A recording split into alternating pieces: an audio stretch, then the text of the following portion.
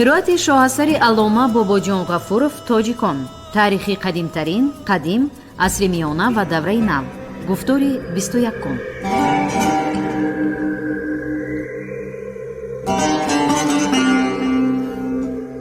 اثری تاجیکان شعله‌ای بود که به صحیفه‌های تاریک و فراموش گشته تاریخ ملت تاجیک روشنی انداخته، پدیده‌های خودشناسی و افتخار ملی را تکمیل داد. پرزیدنت جمهوری تاجیکستان امامعلی رحمان.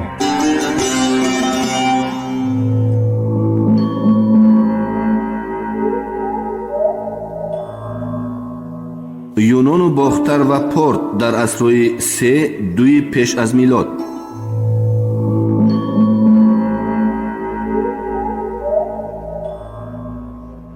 قلعه نسای کهنه، قصرهای پادشاه از جمله امارت‌های خواجگی، عبادتگاه‌ها، بینای سربازان و منزل اشرافان را در بر می‌گیرد. طرح قلعه 5 گوشه بوده، در اطرافش دیواری مستحکمی داشت که قفسه پایه آن به 9 متر می رسید. در گوشه جنوبی گلدسته عظیمی بود که وسعت بالای آن 35 بر 35 متر بود. خود همین گلدسته استحکام مکمل یکی از قسمهای اساسی مدافعه قلعه بود. دیوار و برج‌ها از پاخسه و خشت خام می باشند. تخمین می کنند که به قلعه فقط با یک راهروی دراز مایل پندوس که تک تک دیوار قلعه طول می کشید در آمدن ممکن بود. در میانجای قلعه تالاری نهایت بزرگی 4 کنجه‌ای بود که 400 متر مربع وسعت داشت. در مابین تالار 4 ستون خشتی می ایستاد که تنه هر یکی آنها گویا از 4 نیمه ستون ترکیب یافته بود. در گرد و اطراف دیوار تالار قطاری نیمه ستون ها می نمود. قبط دوم دیوار تالار نیز نیمه ستون ها داشت و در مابین هر یک 2 نیمه ستون در تاقچه ها هیکل های کلانی از قد عالم بالاتر گیلی می ایستادند. قبط دوم دیوار با رنگ سرخ بلند انداوه کرده شده، نقش و نگاری بسیار دارد و زرحلکاری کرده شده است. فرش تالار گچی، سقفش تختگین، در مابین روزن دارد که یگانه منبع روشنی می باشد. هر کسی که به این تالار می در آمد ستونهای با صلابتی گویا به فلک سرکشیده، مجسمه های نظرربای بدیل هراساندازنده، شوکت و شکوهی نقش و نگار و رنگ و بار آن را دیده مات و مبهوت می شد. در بین معماران و ارخیولوگ ها مباحثه می رود که این تالار چی بود. بعضی ها می گویند که این تالار عظیم قبولگاه پادشاهان پارت می باشد. دیگر گروه متخصصان طرفدار چنین عقیده به حقیقت نزدیکتری می باشند که تالار مذکور معبد عظیم آتش است که به یادبود اجدادان خداگشته ساخته شده است، یعنی یک نوع آثار معماری دینی می باشد. در مهداد کیرد غیر از این عبادتگاه دیگر عمارت‌ها از جمله انباری کلان شراب که زیاده از 500,000 لیتر شراب می برد و خزینه پادشاه یافت شد که آن یک بینای کلان سربسته است. در یکی از خانه ها بسیار اشیای عاجی، اساساً ریتان ها، جام های شاخ شکل یافت شدند. لبی ریتان ها ازاره دارد که در آن با اصول منبت لوحه های دیانیسی، خداها و غیره تصویر یافتند. پایانتری ازاره اکثر ریتان ها به شکل مجسمه ساخته شدند. اینچنین هیکل های گیلی از جمله هیکل های گیلی زرندود، برنجی، مرمری و نقره یافت شدند. مثلا هیکلچه نقرگینی زرندود آلیه پارت، هیکلچه نقرگینی ایرات نام بود که دستپانه های طلایی دارد و غیره.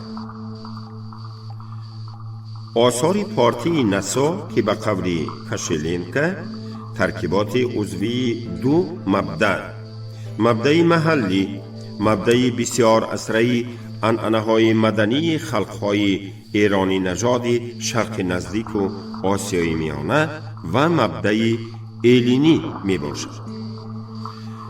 در بین بازیافت‌های نسای کهنه حجت‌های سرشماری پارت که در بالا نام بردیم مقامی مخصوص دارد. این حجت‌ها اساساً سندهای انداز و خراج بوده در آسترکان‌ها یعنی در پارچه‌های سفاری ثبت شدند. در ضمن دیگر در نسای نو باقیمانده‌های معبد و سغانه‌ها یافت شدند. ارخیو نسا امکان داد که نه فقط ترتیبات معماری و اندازگیری بلکه اینچنین مدنیت معنوی شمال و شرق پارت عمیق‌تر درک کرده شود. خودی حجت‌ها با خط آرامی نوشته شدند. باید خاطر نشان نمود که خط آرامی هنوز در دیوان هخامنشی‌ها کار فرموده می‌شد. دیاکنف لیفشیتز رمز این خط را گشاده ایستاده در ابتدای کار دیدند که یک قسم کلمه ها آرامی و قسم دیگر پارتی می باشند و ضمناً خود همان یک مفهوم گاه با کلمه های آرامی و گاه با پارتی شرح داده شدند. سینتاکسیس حجت ها نه آرامی بلکه پارتی. کلمه های پارتی موافق قاعده های گراماتیکی زبان آرامی نی بلکه موافق قاعده های گراماتیکی زبان پارتی نوشته شدند. همه این محققان را به عقیده وادار ساخت که در آن دوره کلمه های آرامی فقط یک نوع مفتاح مخصوص گتراگرام بودند، یعنی به آرامی نوشته شده باشند هم به آرامی خوانده نمی شدند و کاتب مجموع این یا آن حروفات را دیده این یا آن کلمه پارتی را به زبان می آورد و بس. از خود نمودن چنین خط کاری آسان نبود. پیش از آن که طلبه ها به حجت نویسی حقوق پیدا کنند باید دور و دراز مشق می کردند.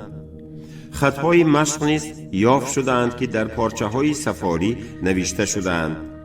دیگر مصالح خط نویسی چرم چیزی ارزانی نبود که برای خط مشق کنی استفاده شود. در دولت پارت دینهای نهایت گوناگون وجود داشتند. غیر از دینهای محلی پرستش خدای آفتاب میتره و اساسگذاری سلاله ارشک.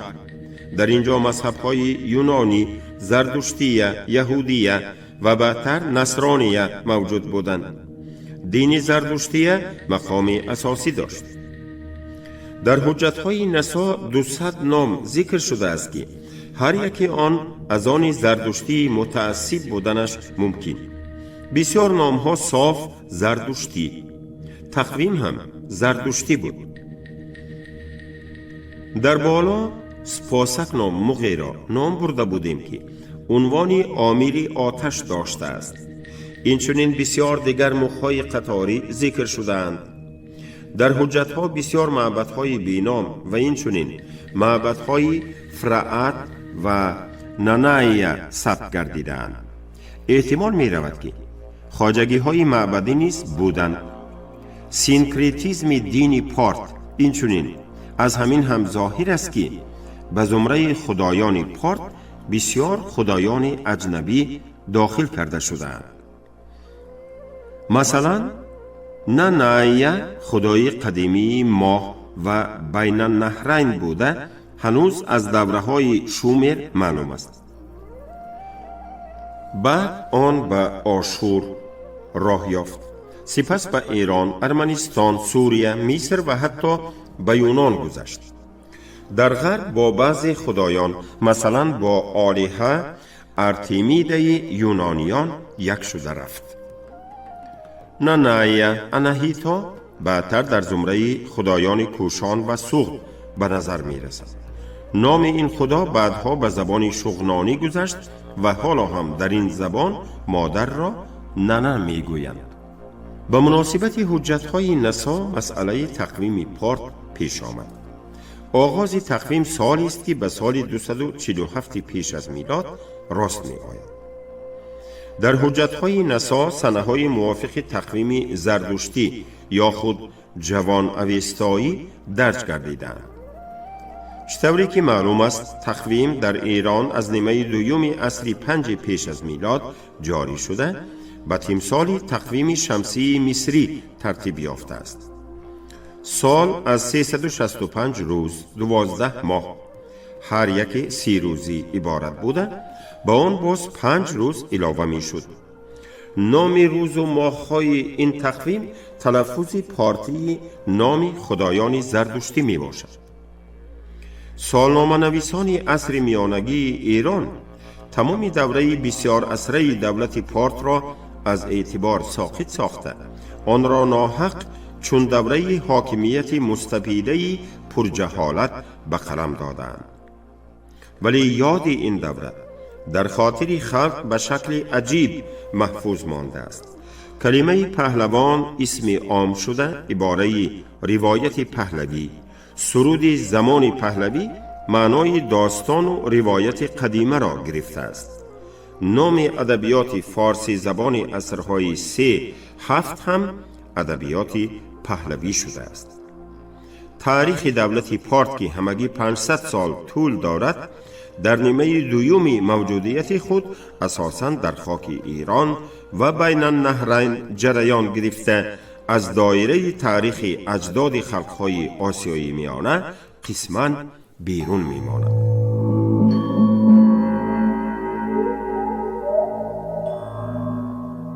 یونان و باختر و پارت در عصرهای 3-2 پیش از میلاد.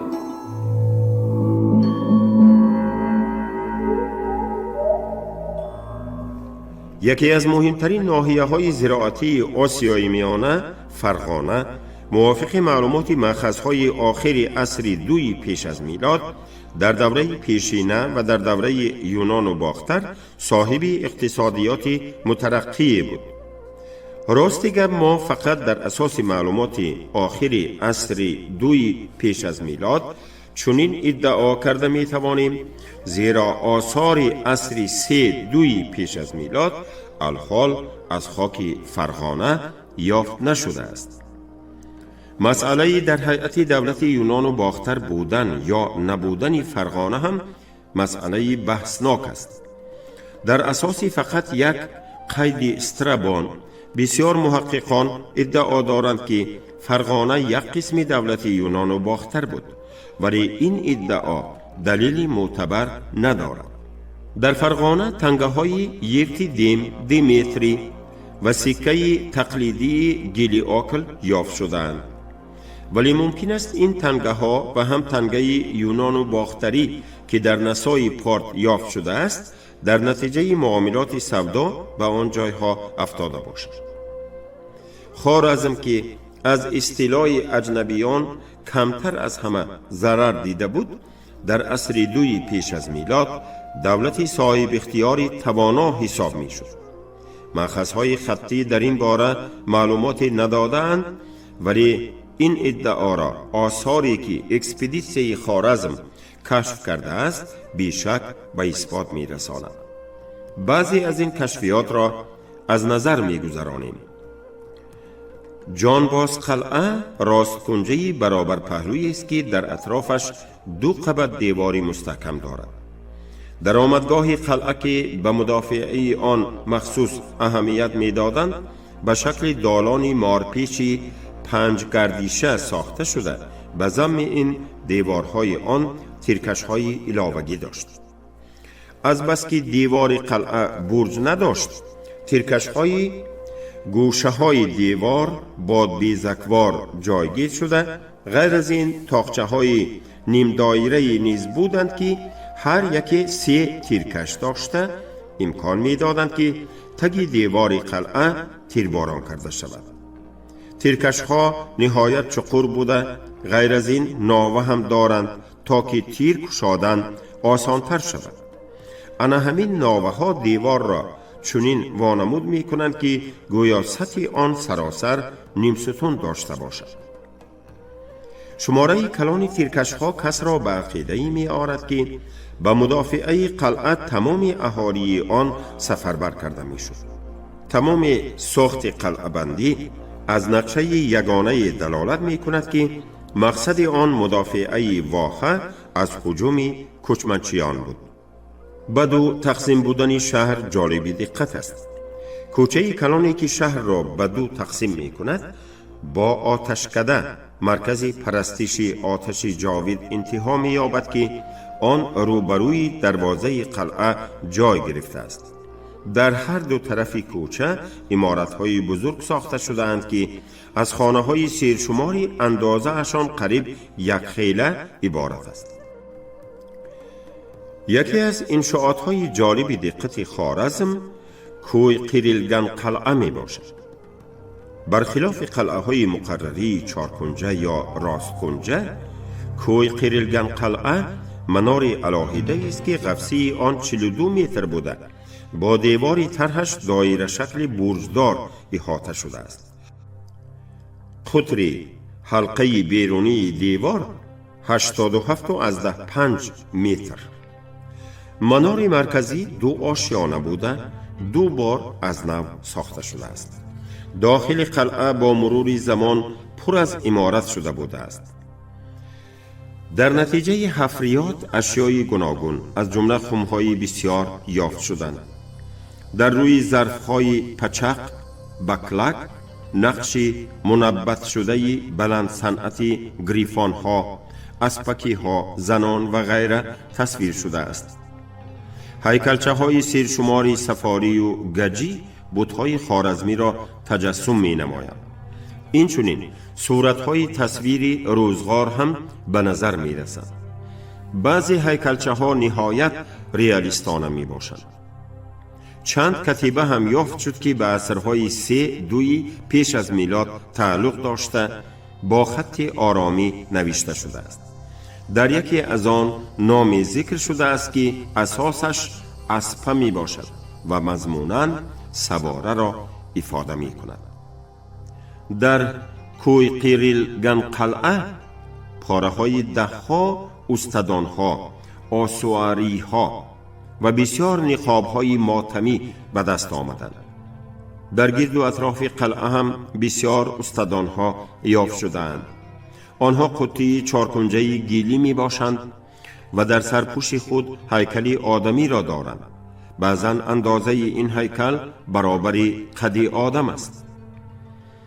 به قول محققان کوی قیریلگن قلعه، بینای مرکزی گویا سغانه‌ای بوده، انیقترش با قاعده مرده‌سوزی علاقه داشت. این بینای مردگان یک جایه با جسد یگان اشراف یا حاکم یا خود پادشاه خوارزم سوزانده شده است. خاکستری جسد و شاید خاکستری آنهایی را که به دنیای آخرت مشایعت می کردند از خانه سوخته برداشته به استادان انداخته ماندند. بعد تمام این عمارت معبد کلانی شده، در عین حال به مرکز پرستشی جرم‌های آسمانی و مشاهده استرونومی تبدیل یافت. این نکته خیلی عجیب و بحث طلب است، ولی شبهه‌ای نیست که کوی قیریلگن قلعه آثاری برجسته مدنیت آسیای میانه می باشد. قبیله های کوچمنچی و نیم مقیمی در منطقه وسیع دشت، دامن کوه‌ها و مرغزارهای کوهستان ساکن بودند. در ناحیه‌های نزد ارل و بین دریاهای امو و سیر این قبیله ها در زیر تأثیر مدنیت خوارزم ماندند و محض در اینجا به حیات مقیمی گذشتند. اشراف کوچمنچیان ملک‌های استحکامی داشتند. قبیله های کوچمنچی سکایی ها در ناحیه های ساحلی راست سیر که در جریان مابین آن واقع بودند، در دشت های جنوب قزاقستان، شمال قرقیزستان، در کناره های وادی فرغانه، قسما در ناحیه های داخلی فرغانه و در پامیر شرقی مسکون می شدند. آنها با ناحیه های اصلی مقیمی نشین رابطه های مستحکم اقتصادی، سیاسی و مدنی داشتند. در عین حال آنها یک قسم آن بحری بیکناری قبیله های کوچمنچی بودند که از مغولستان تا دشت های جنوبی روس موج میزد. ما فقط طرح عمومی تاریخ عصرهای 3 پیش از میلاد آسیای میانه را می دانیم و آن اکنون یک شکل معین گرفته بود. گپ نه تنها در آن است که حادثه های آن دوره چون لوحه های جدا جدا و گسسته یک کینای از بین رفته در پیش نظر ما جلوگر می شوند و ضمناً ارتباط سببی واقعه ها چون قاعده کاملا نامعلوم است. تاریخ سیاسی یونان و باختر تا به حال برای ما تاریک و مبهم می باشد. پیش بسیار کوشش کرده می شد که نامهای از تنگه ها معلومی حاکمان یونان و باختر به نوعها تقسیم کرده شود.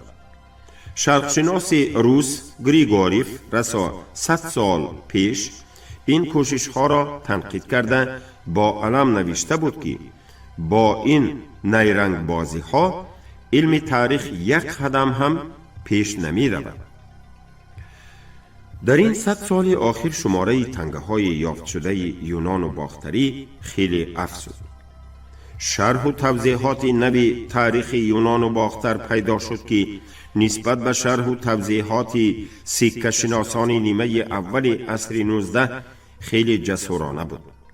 ولی این جسارت علل خصوص جسارت ترن به یگان فکت انیق مقرر شده اساس نیافته است، بلکه اساس این جسارت همین که ترن به هیچ دلیل بین اشخاص تاریخی رابطه و رشته های خیش و اقربایی کشیده از روی رسم تنگه ها آنها را به هم نزدیک می کند و مأخذ ها را بی نهایت آزادانه توصیف می نماید. غایت سوبیکتیویزم ترن باعث آن گردید که وی منظره از حقیقت دوری تاریخ یونان و باختر را به وجود آورد. ما هرگز نیت نداریم که اهمیت اثر این مورخ برجسته انگلیس را پست کنیم. این اثر از مشاهده و متریال های پرقیمت مالامال است. ما فقط همین را گفتنی که حدی هست و از آن حد گذشتن تاریخ شناس ممکن نیست، زیرا اگر وی از این حد گذرد نه این که تاریخ شناس بلکه قصه پرداز می شود. ترن محض به همین احوال افتاده است.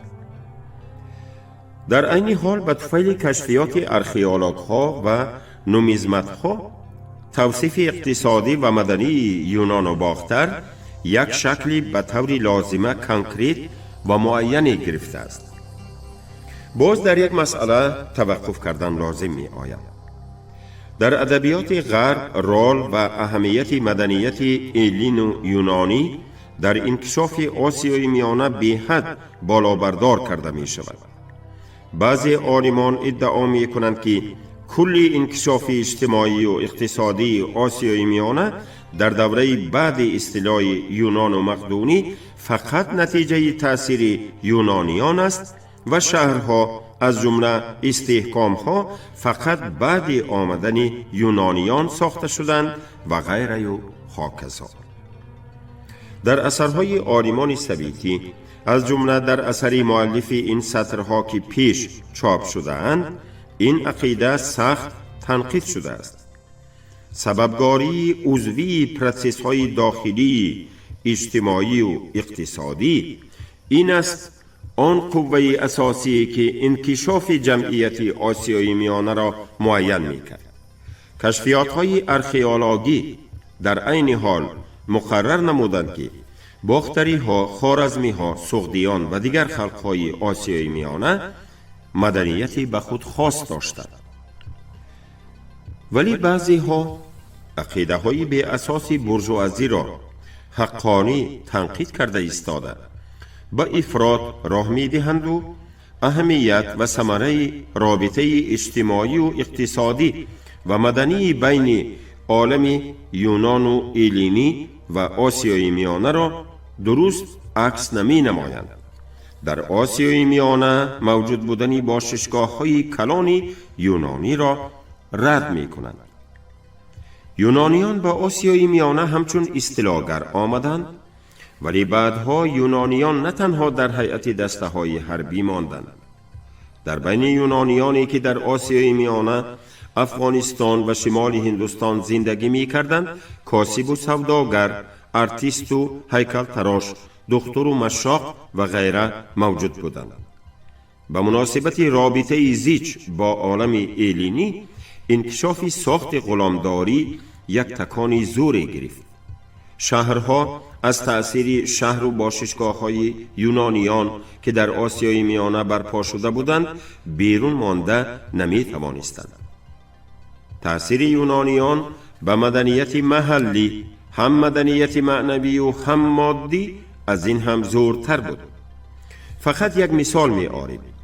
خط یونانی بعد اصطلاح اسکندر مقدونی در مدت 1000 سال در باختر نوع اساسی خط بود.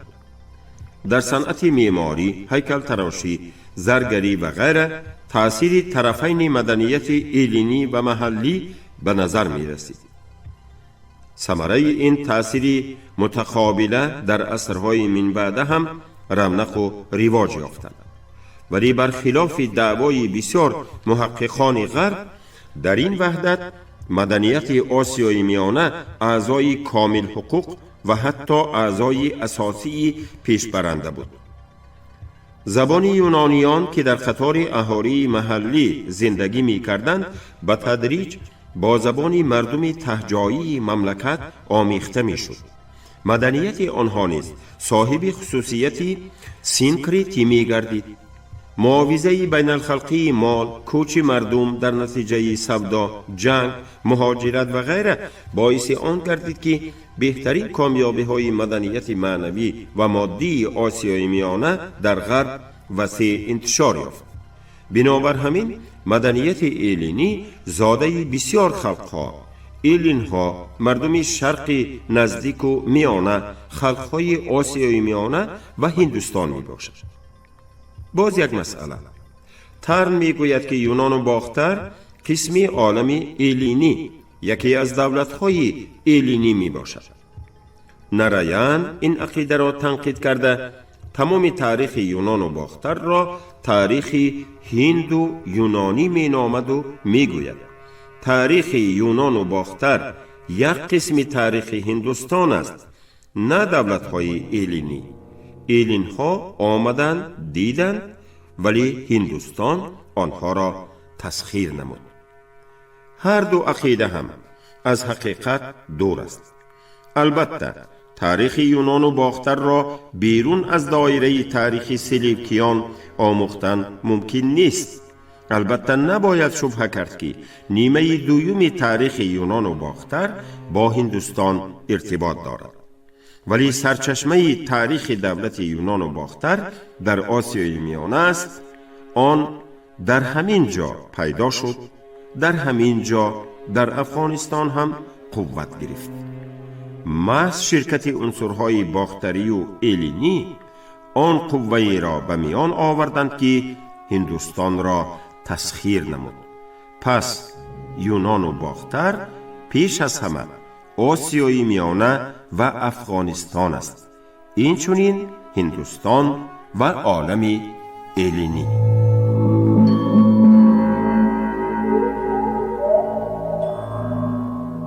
یونان و باختر و پارت در عصرهای 3-2 پیش از میلاد.